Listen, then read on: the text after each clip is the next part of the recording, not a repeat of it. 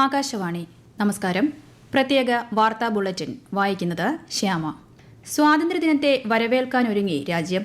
79ാം സ്വാതന്ത്ര്യദിനം ആഘോഷിക്കുമ്പോൾ രാജ്യം ആത്മനിർഭർ ഭാരത് എന്ന പാതയിൽ ആത്മവിശ്വാസത്തോടെ സഞ്ചരിക്കുകയാണെന്ന് രാഷ്ട്രപതി ദ്രൌപദി മുർമു. സ്വാതന്ത്ര്യദിനത്തിന് മുന്നോടിയായി രാഷ്ട്രത്തെ അഭിസംബോധന ചെയ്യുകയായിരുന്നു രാഷ്ട്രപതി. ലോകം ഡിജിറ്റൽ യുഗത്തിലൂടെ സഞ്ചരിക്കുമ്പോൾ ഈ മേഖലയിൽ ഇന്ത്യ വലിയ മുന്നേറ്റം നടത്തിയതായി രാഷ്ട്രപതി പറഞ്ഞു. ഭീകരവാദത്തോട് ഇന്ത്യയുടെ സന്ധിയില്ലാ നയം ഓപ്പറേഷൻ സിന്ദൂറിലൂടെ ലോകം മുഴുവൻ കണ്ടെന്നും രാഷ്ട്രപതി വ്യക്തമാക്കി. സ്വാതന്ത്ര്യദിനമായ നാളെ രാവിലെ ന്യൂഡൽഹിയിലെ ചുവപ്പുകോട്ടയിൽ പ്രധാനമന്ത്രി നരേന്ദ്രമോദി ദേശീയ പതാക ഉയർത്തും. തുടർന്ന് അദ്ദേഹം രാഷ്ട്രത്തെ അഭിസംബോധന ചെയ്യും.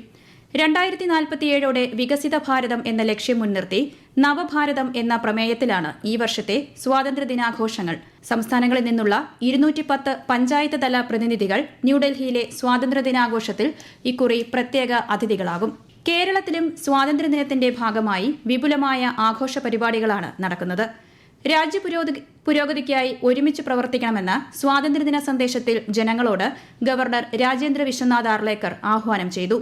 സാമൂഹികവും സാമുദായികവുമായ എല്ലാ വേർതിരിവുകളെയും അതിജീവിച്ച് ഇന്ത്യൻ ജനത ഒറ്റക്കെട്ടായി ദേശീയ പ്രസ്ഥാനത്തിൽ അണിനിരന്നതിന്റെ ഫലമാണ് നാം നേടിയെടുത്ത സ്വാതന്ത്ര്യമെന്ന് മുഖ്യമന്ത്രി പിണറായി വിജയൻ പറഞ്ഞു.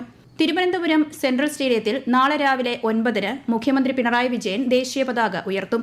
സംസ്ഥാനത്തെ വിവിധ ജില്ലകളിൽ നാളെ നടക്കുന്ന സ്വാതന്ത്ര്യദിനാഘോഷ പരിപാടികളിൽ മന്ത്രിമാർ ദേശീയ പതാക ഉയർത്തും.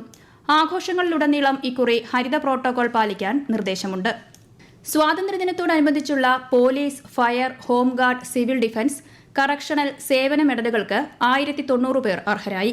കേരളത്തിൽ നിന്നും SP അജിത് വിജയൻ വിശിഷ്ട സേവനത്തിനുള്ള പോലീസ് മെഡൽ നേടി. മികച്ച സേവനത്തിനുള്ള പോലീസ് മെഡലുകൾക്ക് സംസ്ഥാനത്ത് നിന്നുള്ള 10 ഉദ്യോഗസ്ഥർ അർഹരായി.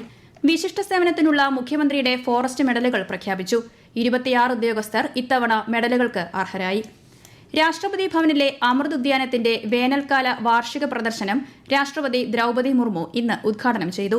മറ്റന്നാൾ മുതൽ സെപ്റ്റംബർ 14 വരെ പൊതുജനങ്ങൾക്ക് സൌജന്യമായി ഉദ്യാനം സന്ദർശിക്കാം. രാവിലെ 10 മുതൽ വൈകുന്നേരം 6 വരെയാണ് പ്രവേശനം. തിങ്കളാഴ്ച ദിവസങ്ങളിൽ പ്രവേശനം ഉണ്ടായിരിക്കുന്നതല്ല.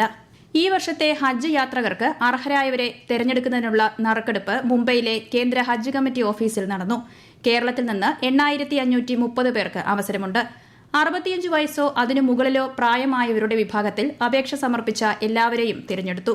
ഇന്ത്യക്കെതിരെ പാകിസ്ഥാൻ നടത്തുന്ന വിദ്വേഷ പരാമർശങ്ങൾക്ക് ശക്തമായ താക്കീത് നൽകി ഇന്ത്യ. സ്വന്തം പരാജയങ്ങൾ മറച്ചുവെക്കാൻ ഇന്ത്യക്കെതിരെ നടത്തുന്ന കുപ്രചാരണങ്ങൾ നിർത്തിയില്ലെങ്കിൽ പ്രത്യാഘാതങ്ങൾ ഉണ്ടാകുമെന്ന് വിദേശകാര്യ വക്താവ് രൺധീർ ജയ്സ്വാൾ വാർത്താസമ്മേളനത്തിൽ പറഞ്ഞു. അയർലൻഡിൽ ഇന്ത്യൻ പൌരന്മാർക്കെതിരെയുണ്ടായ അക്രമ സംഭവങ്ങൾ സംബന്ധിച്ച് ഐറിഷ് അധികൃതരോട് ആശങ്ക ഉന്നയിച്ചിട്ടുണ്ടെന്നും വിദേശകാര്യ വക്താവ് അറിയിച്ചു. പ്രതിമാസ റേഡിയോ പ്രഭാഷണ പരമ്പരയായ മൻ കി ബാത്തിലൂടെ പ്രധാനമന്ത്രി നരേന്ദ്രമോദി ഈ മാസം 31-ന് ജനങ്ങളുമായി ആശയങ്ങൾ പങ്കുവയ്ക്കും.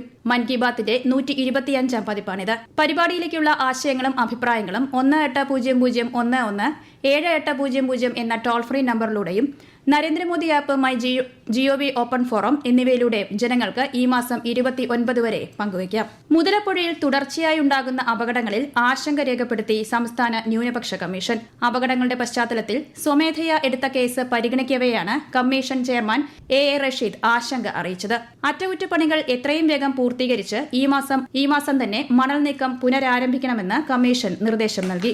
തിരുവനന്തപുരം റീജിയണൽ ക്യാൻസർ സെന്ററിന്റെ 5ാമത് ഡയറക്ടറായി ഡോക്ടർ R രജനീഷ് കുമാർ ചുമതലയേറ്റു. ഹെഡ് ആൻഡ് നെക്ക് വിഭാഗം അഡീഷണൽ പ്രൊഫസറായ അദ്ദേഹം 2001 മുതൽ RCCയിൽ റേഡിയേഷൻ ഓങ്കോളജിസ്റ്റായി പ്രവർത്തിച്ചു വരികയാണ്. വിവിധ മേഖലകളിൽ കഴിവ് തെളിയിച്ച കുട്ടികൾക്കായി നൽകുന്ന ഉജ്ജ്വല ബാല്യം പുരസ്കാരത്തിനായി അപേക്ഷ ക്ഷണിച്ചു.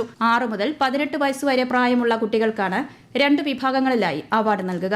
വിശദവിവരങ്ങൾ www.wcd.kerala.gov.in എന്ന വെബ്സൈറ്റിൽ ലഭ്യമാണ്.